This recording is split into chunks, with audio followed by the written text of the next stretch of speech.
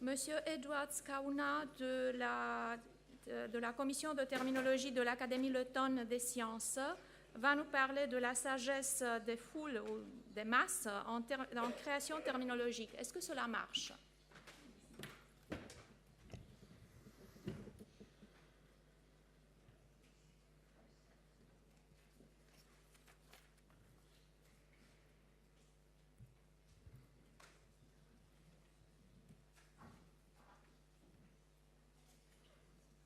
Hello, everybody.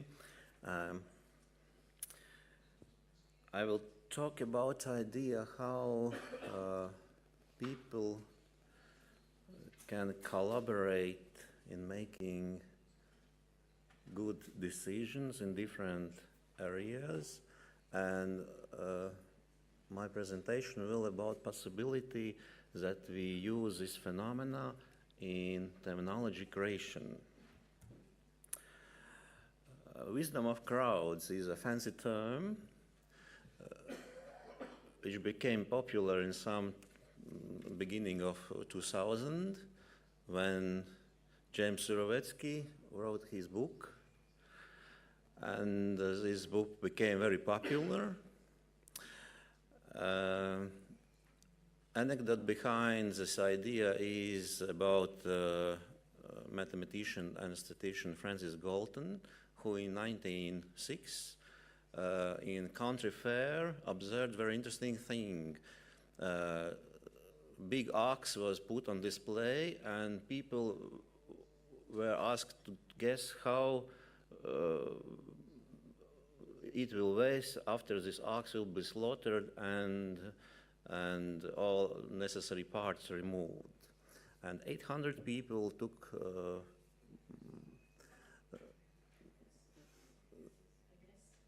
a guess, and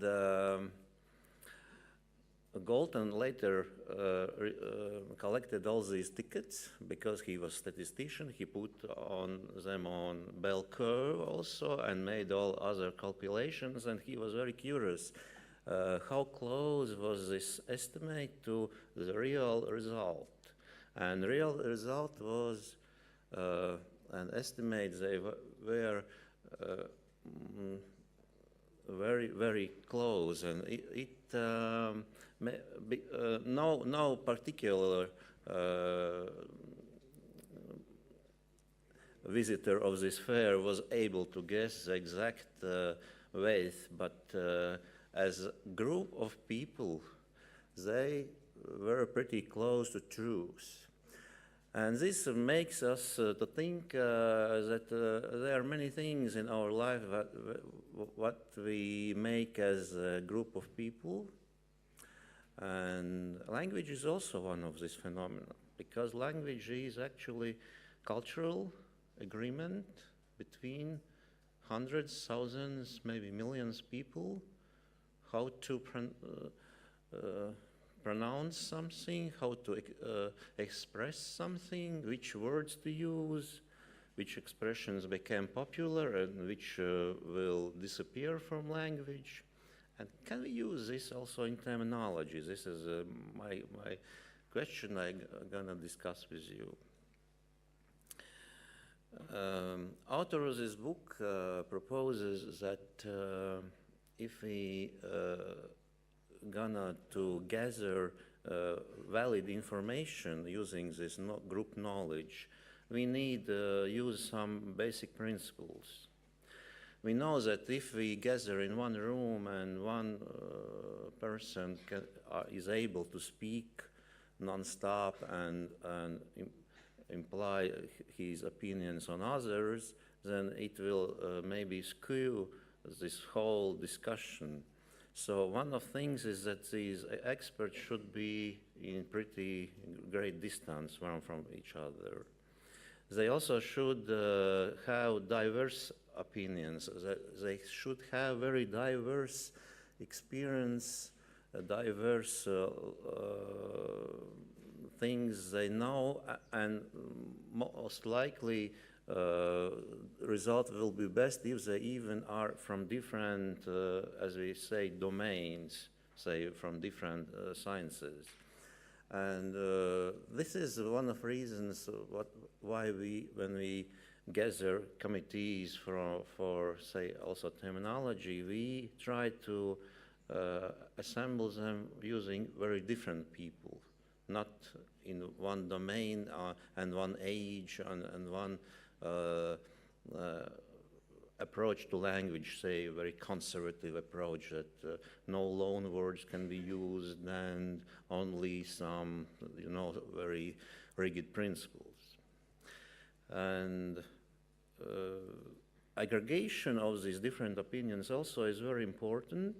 And as we will see later in my presentation, it may be also a reason why this group work doesn't work very well in some cases.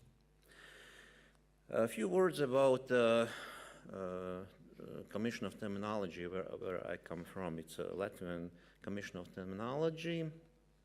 This first chapter is a direct citation from regulation, which is a cabinet regulation, how this committee was created. And this very interesting additional thing, maybe not in any other country we can find it, is that in matters of general public interest or beyond the scope of public domain, the Commission shall inquire the opinion of the public regarding the proposed terms. It is written in regulation by Cabinet of Ministers. Our Commission works also with other language institutions in Latvia, like Latvian Language Agency, Commission of Experts of Latvian Language, State Language Center, Latvian Language Institute, and of course, Ministry of Education and Science. That sentence, what I cited just minutes before, that we should inquire opinions of public, it was actually written there by some political reasons, because Academy of Sciences was against how European translators proposed how in Latvian should euro be pronounced and written.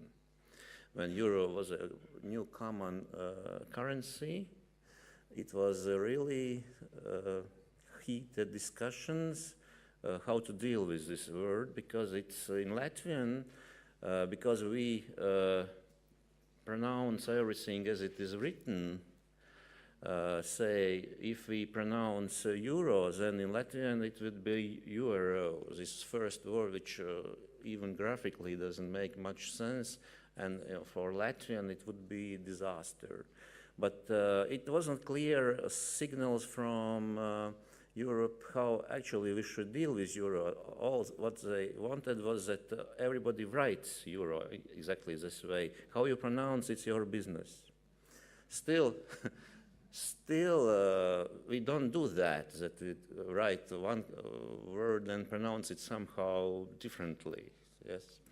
So this discussion was going on, and now in reality is that second from end is a version we use in mass media, in publications, in books, in newspapers. And this euro, as it is, say, official in all languages which use Latin alphabet, it's kind of official in the official documents, in legislation and bookkeeping, how it's used. So we have a double standard in Latvia, and still not very happy about it. But it's just a story behind how it was that Commission should ask wider public about how to deal with terms, and it was now it's very interesting side effect, and we use this approach different ways. This regulation doesn't say actually how we should consult public.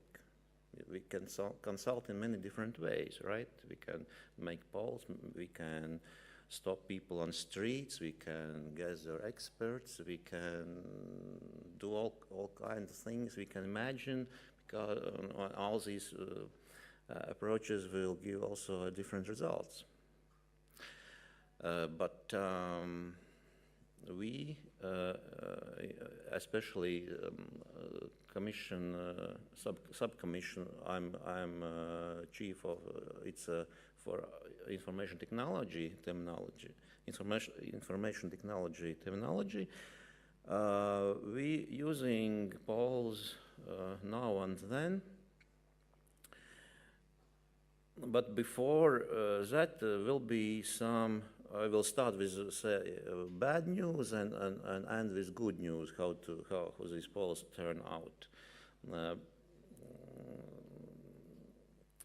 Also related with European legislation was a requirement that milk products, if they don't contain milk, you can't use traditional names any more. And for sour cream in Latin have one word, krējums. And the thing is, if sour cream, and there were cases when sour cream was made not using milk fats but other fats, from vegetable fats, say, then also it was named sour cream, but sometimes was added small, you can see with black arrow, small word, what means a derivative or product or whatever. But as you see from picture, it's not clearly recognizable as, and many people were fooled.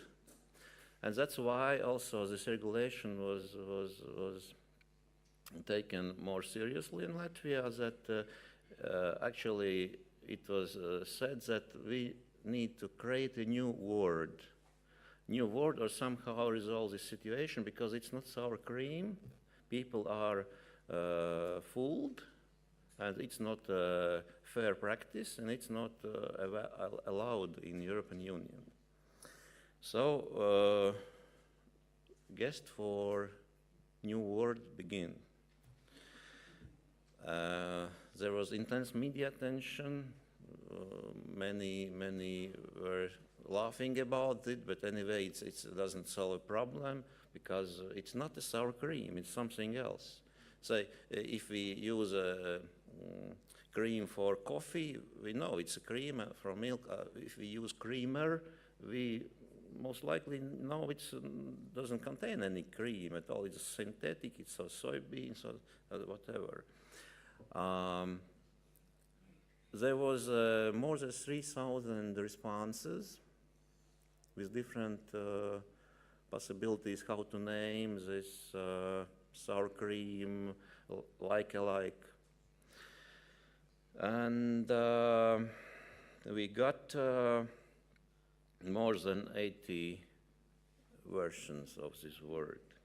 And these are most popular by percentages. And as you see, there's no clear winner. This is a full list of them. As you see, Latvian language is very well designed for derivatives. We can use parts of word and add something and delete something and create a new word, and it's very easy in Latvian. So this it's a kind of what our grammar allows. And dairy processors, meaning farmers and people who are producing these milk products and also these sour cream derivatives, they after we announced our results about these polls, they said actually it's no good. And we will postpone this question, and it was problem with many these words were that they wasn't tradable. Meaning that if you name product using this word, it would be very unlikely that people will buy it. Yeah. So it was also one aspect in terminology when you create things that should be acceptable from some different viewpoints. Okay, and sour cream was disaster. We tried other terms. Say we asked about tweeting. It was some 200 respondents, and we were happy to see that people can differentiate between tweeting and twittering. Also in English, many make this error, but actually it's two different words. And we were quite confident that this one will be the right one. So it's official term, also an IT terminology. We were asked to find a new word for router because existing one router is a kind of English loan word, and in Latvian, in small language, many say that loan words shouldn't be allowed or not good or this. And other word was from Russian. Actually, maybe you can see some roots in French. But so there wasn't clear winner, and we just left them both. And we asked for clickbait. You know, it's something some picture or very good headline. When you click on it, and you gather users, and so we get confident results. And about Internet of Things, it was even better. We had two very similar forms: lietiskais internets and lietu internets. And this longest form wasn't so popular, so we again got pretty confident results. And now we stepping up to structured discussions. Will be their new national terminology portal, and we implementing possibility to comment every term and vote for every term and add your own candidates. And we will see how it goes. It will be up in the end of December. But we are pretty confident that we need to involve people in this terminology creation process. So it's worth considering. It should be managed.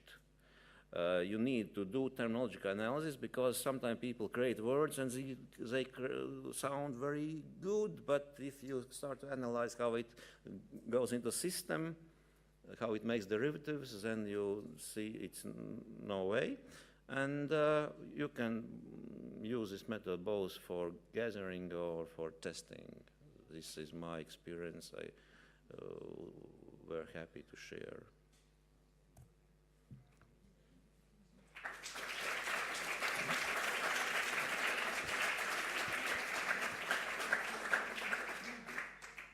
Thank you for the very comprehensive presentation. If there is some questions, s'il y a des questions. S'il vous plaît. When members of the public are voting on terms, how much information do they see? Do they see a full terminology entry, or just the terms? Like what choices will they be given when voting? You mean this view? Yeah. We're still working on it. It's a beta version. It's maybe not user-friendly pretty much, but yes, you can see a term, you can see definition, You can propose other definition, and you can propose all possible synonyms or terms which are used. You can vote, and say terminologists can also make marks. Is it official term, proposed term, maybe outdated term, and all this. But just we think it's very useful that people can get involved. And in case in EAFT, I was eager to ask, maybe EAFT also somewhere in the future will add this possibility to react. Thank you. Another question? Yes. Thank you. So, do you intend to release these in small batches for discussion, or do you plan to issue your whole database for public consultation? There's even three possibilities. Yes, the whole database will be available if you see old term, but it's outdated, and you as expert know it's nonsense. You can comment it, and somebody will react. That's one possibility. Also, we working by creation term lists, say some 20, 50 terms in certain domains. We publish them and work with them as a term microsystem, and you can see the whole picture and comment on whole list or each term. Yes, and third is so named problem terms. There's some words which are very hard to make to live. Say. The same word design, how properly use design, because design means many things. In Latvian we have for design, I don't know, some 10 possible versions according to domain. So these are three approaches, and we I guess we'll be using all of them. Okay, thank you. Do you have plans then to measure the use of the approved terminology and then to compare that with the, for example, percentage statistic of the chosen term as voted by the public? You mean some corpus analysis? Perhaps, yeah. I'm a very big fan of corpus analysis. But also, I am pretty sure that language cannot be created by voting directly. It's many things in play. Yeah. So maybe, but it's not the most important thing. But also, if we compare two words, and we're using Google all the time in these cases for new terms. And if we find 5 results and 5,000, it makes think, yeah, maybe. Bon, je voudrais quand même, oui, la dernière question. Are you planning to release this crowdsourcing portal as open source? Actually, I guess it should be open sourced. Thing is, in Latvia, this portal will be created using European funds, these structural funds, and projects who are created using this financial system should be available for all governmental institutions. It's so not open source, but say for other any agencies or government bodies, yes. But term lists, all new terms and all new term lists will be freely available, downloadable, and with APIs and all this stuff. Yeah. Bon. Un grand merci à notre conférencier. Yep.